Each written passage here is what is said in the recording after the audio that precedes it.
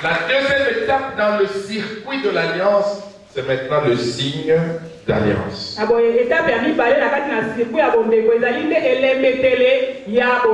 avons compris que 24 années peuvent s'écouler. Mais ce que Dieu attend de toi, c'est que je puisse produire la foi.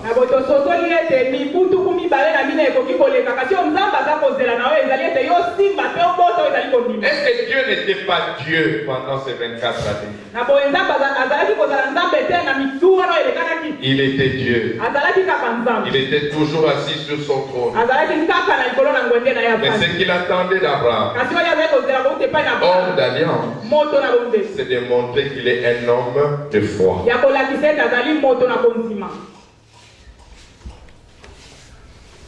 Le signe d'alliance. Comprends que le signe vient après qu'on ait produit la foi. Dieu a d'abord parlé. Il a dit, il a fait des déclarations sur Abraham. Et ce n'était que parole. Abraham ne voyait absolument rien.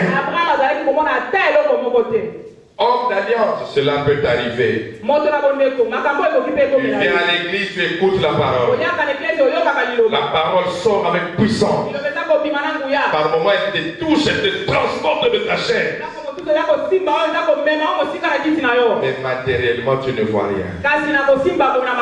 Homme d'alliance, écoute-moi. Pour Abraham, il y avait 24 ans. Toi aussi, tu as le nombre d'années que Dieu a prévu.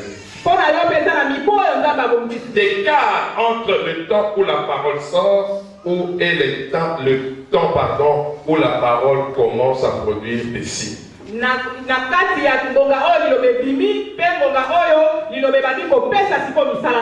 l'intérieur, c'est à toi d'agir.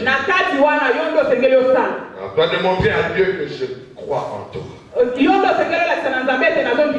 Ce que je vois, c'est la réalité. Mais moi, je crois à la vérité contenue dans ta parole.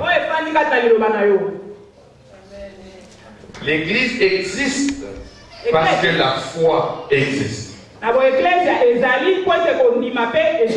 Et Dieu dit que ceux qui s'approchent de lui croient d'abord qu'il existe.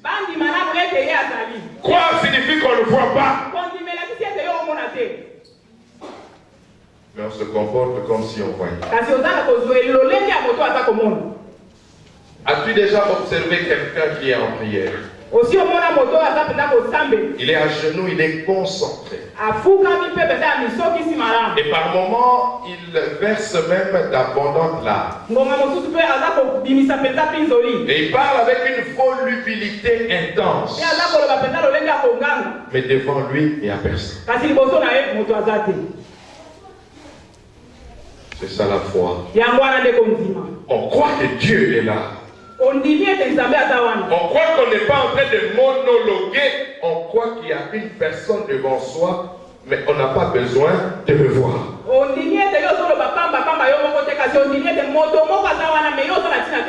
Alors pousse ce raisonnement plus loin. Dieu te dit que tu es béni.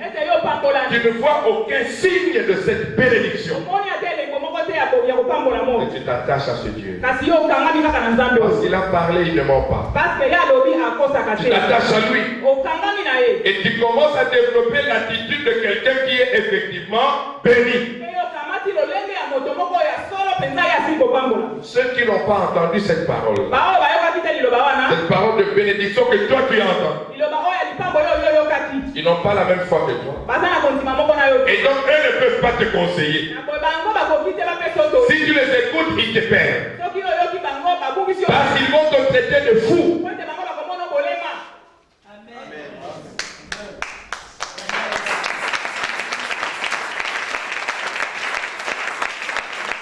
Écoute, Église. Cela signifie que pour que tu écoutes quelqu'un comme conseiller, il doit avoir une dose, un niveau de foi plus que toi.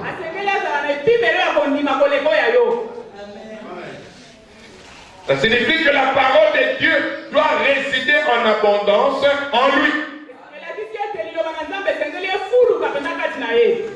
Toi, tu crois plus qu'un païen. Mais tu vas chercher le conseil chez un païen. Toi, tu es un pasteur. Tu veux te marier. Prédicateur de la parole. Homme de foi et de puissance. Tu vas chercher un parrain que toi tu peux enseigner.